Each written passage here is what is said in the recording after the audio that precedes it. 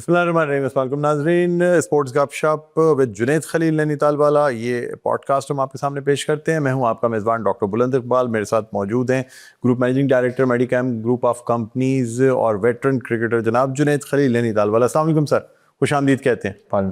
Sir खैरियत से आप? अल्हम्दुलिल्लाह। अच्छा सर, आज के पॉडकास्ट में नाज़रीन हम बात करना चाहेंगे पाकिस्तान टीम के इंडिविजुअल खिलाड़ियों की परफॉर्मेंस के हवाले से कि आया जो परफॉर्मेंस हम गुज़िश्ता दिनों से देख रहे हैं, तो क्या ये performance up to the mark है? क्या इसी तरह पाकिस्तानी टीम चलती रहेगी?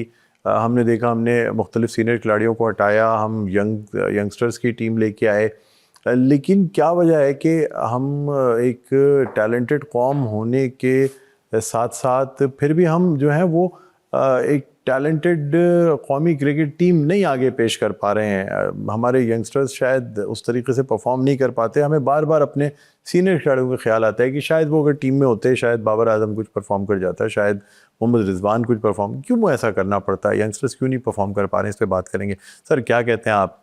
हमने देखा रिसेंटली T20 में कि हमारी एक तरीके से नई टीम है, जूनियर टीम है, लेकिन उस टीम से जितनी तवक्कुआत थी वो उस तरह पूरी कर नहीं पा रहे हैं। सर, हमें बार बार अपने सीनियर खिलाड़ी याद आते हैं कि शायद फिर कहीं उनकी जगह बन जाए। क्या कहेंगे आप? असल में हमारा जो प्रोसेस है ना, प्रोसेस थोड़ा सा जो है ना वो गलत है और थोड़ा सा अलग किस्म की जो है ना वो टेक्निक है। पहली चीज़ तो ये है कि देखें, आप किसी को रिप्लेस करना होता है तो अचानक अचानक रिप्लेस नहीं करते। अगर हमने देखा, हमने बाबर आजम रिजवान दोनों को एक साथ जो है ना वो टीम से बाहर कर दिया। हमें एक प्रोसेस के थ्रू जो ना ये काम करना चाहिए था। हमें पहले 10-15 मैचेस, अगर हमने लेट्स से कि रिजवान को या बाबर में से किसी एक को बाहर करना था तो हमें एक को पहले करते, दूसरे को बाद में जो ना वो करते, क्योंकि टीमें चलती हैं हमेशा से जो ना मिक्सचर से, सीनियर प्लस जूनियर। लेकिन जूनियर जब तक मिच्योर नहीं होते, प्रेशर देने की उनकी प्रैक्टिस नहीं होती, प्रेशर उन्होंने नहीं लिया हुआ था, उस प्रेशर में परफॉर्म नहीं किया होता, उस वक्त से पहले वो हीरो नहीं बनते। अगर आपको याद हो, जिस वक्त बाबर आजम क्रिकेट खेलने के लिए आए थे तो ज़माने में सीनियर प्लेयर आपका शोएब मलिक, मोहम्मद हफीज़, आपका शर्जील खान, आपका क्या नाम है, सरफराज, ये वो सीनियर प्लेयर हुआ करते थे जिनके साथ बाबर आजम ने अपनी क्रिकेट जो है ना वो शुरू की।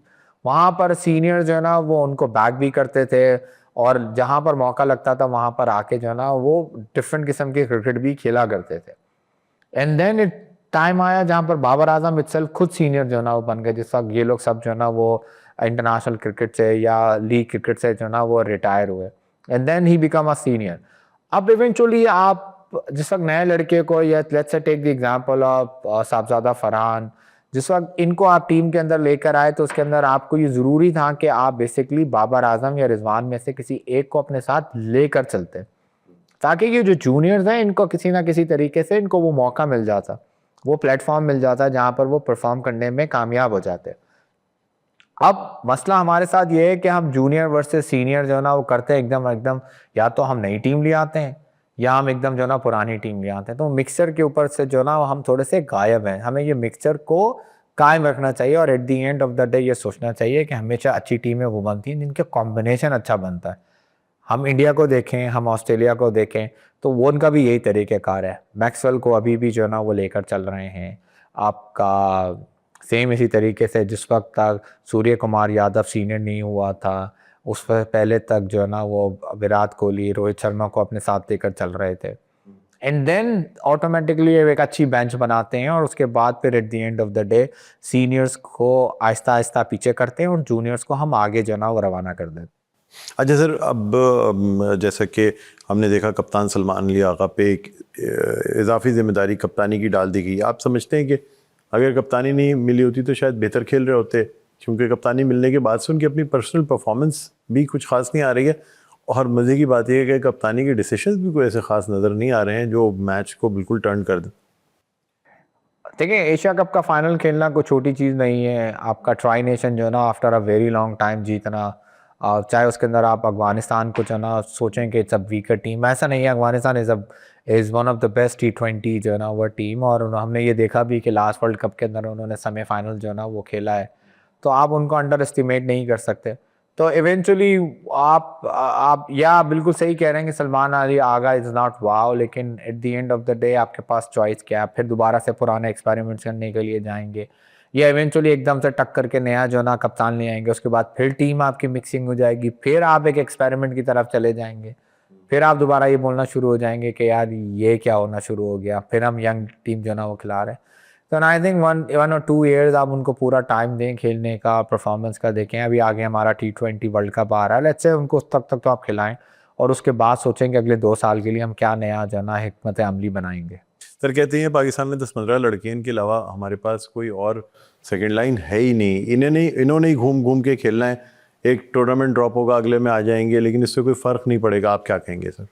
देखिए ये बात जो है ना वो हफीज़ के टाइम के ऊपर भी कहा जाता था, फिर बाबर आजम आए, ये बात जो है ना वो मोइन खान राशिद लतीफ़ के बाद भी कहा जाता था, कामरान अकमल आए, ये बात जो है ना कामरान अकमल के बाद भी कहा जाता था, सरफराज आए, सरफराज के बाद ये बात रिजवान के बारे में भी कहा जाता था।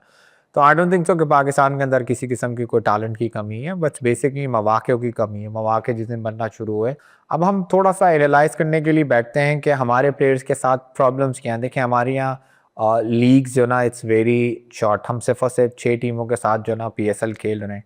अनफॉर्चुनेटली इंडिया ने हमें पूरी इंटरनेशनल लीगों के साथ जो ना वो कोऑर्डिनेट कर दिया है, जिसके अंदर हम साउथ अफ्रीकन लीग नहीं खेल सकते, ILT के अंदर सिर्फ हमारे पास एक टीम के अंदर गुंजाइश है खेलने के लिए, हम CPL के अंदर जो ना वो नहीं खेल सकते, उसके अंदर भी 2 जो ना वो इंडियन ऑनर्स जो ना वो आना शुरू होगा, IPL का तो गुंजाइश ही नहीं है। तो at the end of the day हमारे पास लीग्स भी बड़ी लिमिटेड है। दूसरा PCB की फिर पॉलिसी भी है कि हर प्लेयर्स को सिर्फ 2 लीग्स खेलने की इजाज़त है। तो अब हमारे पास जो गुंजाइशें हैं ना वो बहुत कम है। अब पाकिस्तान को बेसिकली जो है ना पाकिस्तान अब अगर हम ऑस्ट्रेलिया को देखते हैं, इंडिया को देखते हैं, वहाँ पर वो ऑस्ट्रेलिया ए जो ना बहुत सारे टूर्स करती है, सेम इंडिया ए बहुत ज़्यादा टूर करती है, सेम इसी तरीके से जो है ना वो पाकिस्तान को भी बेसिकली ए के ऊपर जो ना वो तवज्जो देना चाहिए। जिस दिन पाकिस्तान ने ए के ऊपर तवज्जो देना शुरू कर दिया, ऑटोमेटिकली उनको मौके मिलना शुरू हो जाएंगे। जिस दिन उनको मौका मिलना शुरू हुआ, उस दिन देन यू कैन से कि भाई हमारे यहाँ टैलेंट नहीं है। लेकिन जिसको मौका ही नहीं दे रहे और आप फिर बोल रहे हैं कि टैलेंट नहीं है, टैलेंट नहीं है, टैलेंट नहीं है, तो I think it's unfair to Pakistani cricketers के जिनके ऊपर ये थप्पा लगा हुआ है कि जी हमारे पास टैलेंट नहीं है। ठीक है सर, मजीद आपसे गुफ्तगू करेंगे, लेकिन छोटा सा वक्फा है। वक्फे के बाद नाज़रीन दोबारा आपकी खिदमत में हाजिर होंगे, कहीं ना जाइएगा, देखते रहिए स्पोर्ट्स गपशप विद जुनैद खलील नैनीताल वाला।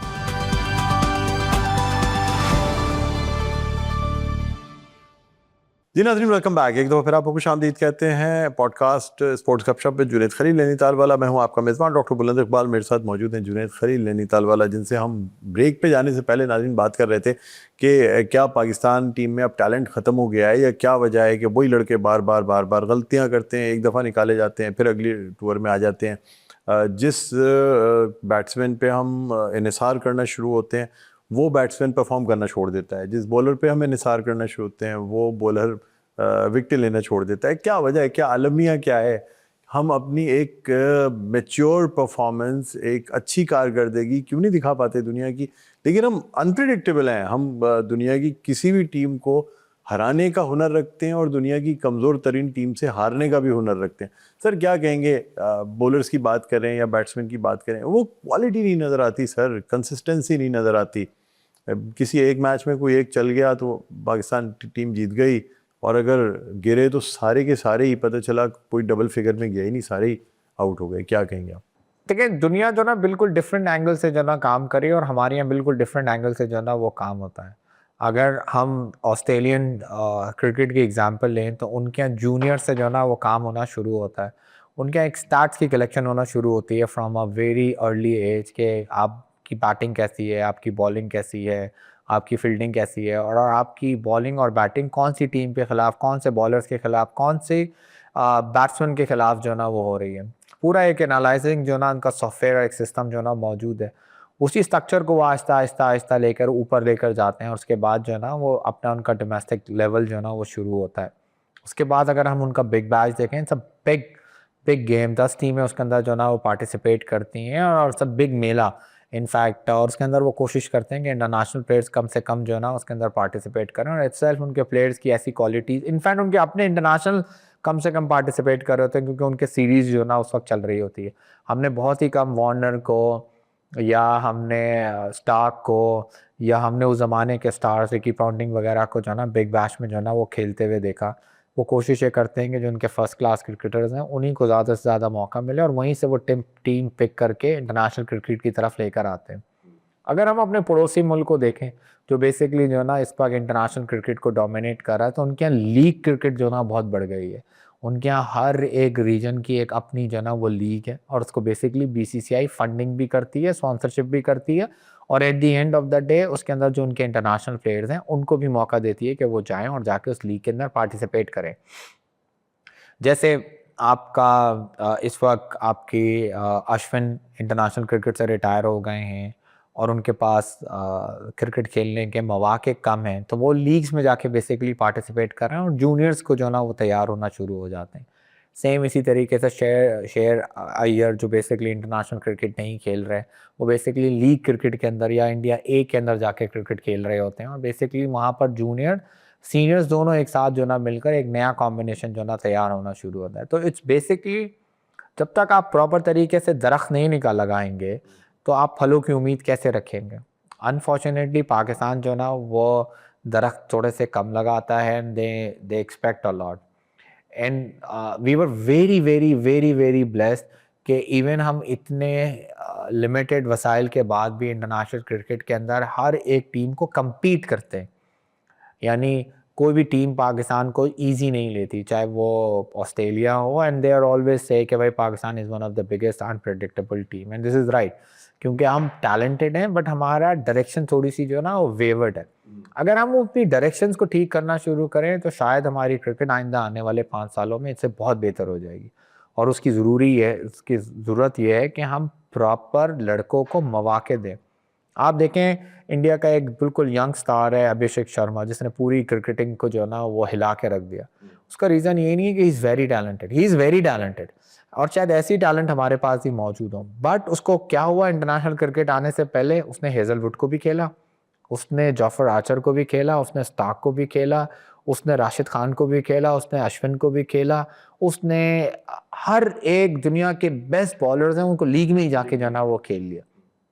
जब वो इंटरनेशनल क्रिकेट में उनके शक्ल देखेगा या उनका नाम देखेगा उसको डर थोड़ी लगेगा, क्योंकि वो ऑलरेडी उनके साथ या तो खेल कर आया है या उन्होंने अगेंस्ट उन्होंने ना आके खेला। That's basically the difference. अब हमारा लड़का, let's say take an example of Hasan Nawaz, जो इंटरनेशनल क्रिकेट के अंदर आया और आने के बाद उसने एक अच्छी छाप छोड़ी। अब आप इस इंटरनेशनल क्रिकेट खेलने से पहले क्या उसने राशिद खान को खेला था? This is one of the biggest question. क्या उसने स्टार्क को खेला था? क्या उसने जॉफर आर्चर को खेला था? तो हमारा जवाब 99% ना ही है। तो अब आप हमारे लड़के को उनके लड़के से कैसे जो ना वो मिसमैच कर सकते हैं? और then there is a difference game, और यही वजह है जो Pakistan team is always an unpredictable team. We are too much talented, we are too much blessed. मैं ये बोलता हूँ बारिश होती है मशरूम निकलते हैं। पाकिस्तान के अंदर भी क्रिकेटर ऐसे ही हैं कि भाई हम कंटिन्यू क्रिकेटर्स के ऊपर क्रिकेटर्स तबाह किए जा रहे हैं and at the end of the day हमारे यहाँ क्रिकेटर्स के ऊपर क्रिकेटर्स निकले जा रहे हैं। अगर हम अपनी डायरेक्शन ठीक कर लें तो शायद इंटरनेशनल क्रिकेट के अंदर हम भी टॉप 3 के अंदर मौजूद हों। ठीक। अच्छा सर, आप समझते हैं कि जिस तरीके से अब ये टीम चल रही है हमारी T20 की, इसी तरीके से चलती रहेगी या आने वाले वक्तों में कोई चेंजेस देखते हैं? आप समझते हैं नहीं कुछ यंगस्टर्स को शायद कुछ दिनों के लिए बेंच पे बिठाना पड़ेगा? देखिए हमने बहुत इन्वेस्टमेंट की है लड़कों के ऊपर और अब वो टाइम आया है जहाँ पर इनकी मैच्योरिटीज़ आ गई है, जहाँ पर हम उनको ये नहीं कह सकते कि ये यंगस्टर्स एनी मोर है। I give you the example of Haris के ऊपर पिछले 1 साल से जो ना कंटिन्यू पाकिस्तान टीम जो ना वो बैक कर रही है and at the end of the day अब आइंदा आने वाले वक्तों में जो ना हमारा जो ना वो T20 वर्ल्ड कप है और वर्ल्ड कप भी जो ना हम श्रीलंका में जाके खेलेंगे, तो वहाँ की तैयारी आपकी जो ना वो होनी चाहिए। और हारिस ने वहाँ जाके लीग्स भी खेली हैं, श्रीलंकन जो ना प्रीमियम लीग। तो इवेंचुअली आई थिंक पाकिस्तान को अभी जो ना बहुत बड़ी तब्दीलियां नहीं करनी चाहिए, इन्हीं टीम पर एनएसआर करना चाहिए वर्ल्ड कप के ख़त्म होने तक। And then after a world cup a new era has been begin. That's basically the difference between all the team और पाकिस्तान टीम। पाकिस्तान हमेशा ना एक्सपेरिमेंट बीच में करता रहता है। सारी टीमें जो ना, अगर आप इंडिया की एग्जाम्पल देखें तो T20 वर्ल्ड कप का विनर जो आपका कोच था वो राहुल द्रविड़ था। उसका एरा वहां पर खत्म हो रहा था, इवन वो विनर था वर्ल्ड कप का। He retired and new era has been started. Gautam Gambhir को जो ना हवाले कर दिया गया। रोहित शर्मा, विराट कोहली, आपका जडेजा दुनिया की किसी भी टीम पे होते हैं, आज भी T20 खेल रहे होते हैं, बट इंडियन टीम नोज कि भाई अब आइंदा 2 साल के अंदर हमने प्रिपरेशन करनी है अपने नेक्स्ट वर्ल्ड कप के लिए, तो शायद ये वो फिटेस्ट ऑफ द लॉट ना हो, तो उन्होंने उनसे जो ना रिटायरमेंट ली, उनको एक्सक्यूज कर लिया and then they back their youngsters. तो हमें भी ऐसा ही करना चाहिए कि हमें एक एरा टू एरा चलना चाहिए और हमें हर फॉर्मेट की अलग टीम बनानी चाहिए और अलग टीम के ऊपर ही 3-4 मिक्सिंग होनी चाहिए, बट कभी भी ऐसा नहीं होना चाहिए कि अगर सऊद शकील जो ना वो टेस्ट मैच में अच्छा खेल रहे हैं तो उनको ज़बरदस्ती जो ना T20 में लेकर आया जाए, या T20 के अंदर साइम अयूब अच्छा खेल रहे हैं तो उनको ज़बरदस्ती टेस्ट क्रिकेट के अंदर लेकर आया जाए। तो मतलब वी हैव टू डिसाइड कि हमें 3-4 लड़कों की एग्जाम्पल्स अलग होती है, बट हर फॉर्मेट के लड़के अलग होने चाहिए। ठीक है सर, क्या मैसेज देना चाहेंगे टीम के हवाले से, ख़ासतौर पे पाकिस्तान टीम के हवाले से आम देखने वाले लोगों को? मैं पाकिस्तान टीम के हवाले से यही मशवरा दूंगा और ख़ास तौर पे व्यूअर्स को कि भाई देखें, हमेशा हमें पाकिस्तान टीम को हमारे लिमिटेड रिसोर्सेज के ऊपर कैलकुलेट करना चाहिए। हम अपनी टीम से कुछ ओवर एक्सपेक्टेशन करते हैं और हम जो जो हमारे रिसोर्सेज हैं ना वो बहुत लिमिटेड हैं, उस रिसोर्सेज के ऊपर हम Pakistan team, Sri Lankan team, Bangladesh team, Afghanistan team से बेहतर हैं, वेस्ट इंडीज़ की टीम से बेहतर हैं। तो ये हमारी फॉर्चुनेट है, ये हमारे लड़कों की परफॉर्मेंस है and that at the end of the day आपको ये सोचना चाहिए कि हमारे रिसोर्सेज क्या हैं और इंटरनेशनल रिसोर्सेज क्या हैं। या तो हम अपने रिसोर्सेज इंक्रीज़ करें और फिर हम एक्सपेक्ट करें इनसे जो है ना to compete with Australia, to compete with England और compete with India. Other than that I think whatever resources we have we are giving our 100%। ठीक है, बहुत बहुत शुक्रिया सर, प्रोग्राम के लिए वक्त निकाला। नाजरीन, आज का ये पॉडकास्ट स्पोर्ट्स गपशप जुनैद खलील नैनीताल वाला अपने अख्ताम पर पहुंचता है। मुझे बुलंद इकबाल को, जुनैद खलील नैनीताल वाला को इजाज़त दीजिए। अपना बहुत ख्याल रखिएगा। अल्लाह हाफ़िज़।